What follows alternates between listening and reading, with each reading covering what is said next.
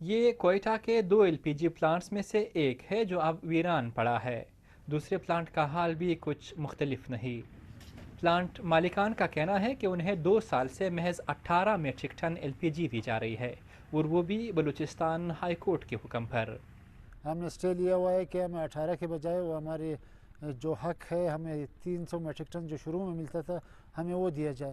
کچھ ایسی کمپنیاں بھی ہیں جس کو daily 100 metric ton 80 metric ton daily provide کیا جاتا ہے۔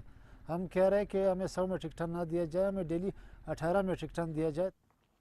کروڑوں روپے خرچ کرنے کے باوجود نہ صرف مالکان کو مالی تاوان بھگتنا پڑ رہا ہے، بلکہ ان پلانٹ سے منسلک سینکڑوں مزدور بھی بے روزگار ہو چکے ہیں۔ بلوچستان کے 32 اضلاع میں سے چند ایک شہروں کے علاوہ کہیں پر بھی سوئی گیس میسر نہیں، اور ان شہروں کے لوگ LPG پر ہی انحصار کرتے تھے، لیکن اب یہ بھی میسر نہیں۔ بلوچستان میں یہ تاثر عام ہے کہ صوبے سے نکلنے والی گیس کا سب سے زیادہ فائدہ دیگر صوبے لے رہے ہیں۔ صوبے کے بعض سیاستدانوں کی بھی یہی رائے ہے۔ ہمارے 80% علاقے جو ہیں وہ گیس ماروں میں، سینٹ میں بار بار ہم لوگوں نے اس پہ احتجاج بھی کیا ہے، ہم لوگوں نے اس پہ موشن بھی جمع کیا ہے، کال اٹینشن بھی ہم لوگوں نے جمع کیا ہے۔ گیس سارے یہاں پہ جو ہیں پنجاب اور اسلام آباد کے حکمرانوں نے اپنے قبضے میں لے رکھا ہے، جو ہمیں نہیں دے رہے ہیں۔ لیکن بعض سیاستدان پچھلے ادوار کی وفاقی حکومتوں کو مورد الزام ٹھہراتے ہیں کہ جن کی وجہ سے بلوچستان کے عوام قدرتی گیس سے محروم رہے۔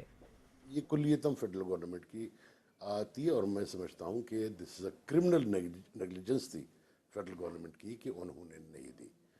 پھر ہمارے زمانے میں کس میں سوراب، مستونگ، کلات، ان علاقوں میں فیڈرل گورنمنٹ کی مدد سے ہم نے گیس پرووائڈ کی، مگر اب فیڈرل گورنمنٹ نے ایک ڈیسیجن لیا ہے کہ آنے والے 3 سال میں بلوچستان کے جتنے مین ڈسٹرکٹ ہیڈ کوارٹرز ہیں وہاں پہ گیس پرووائڈ کیا جائے گا۔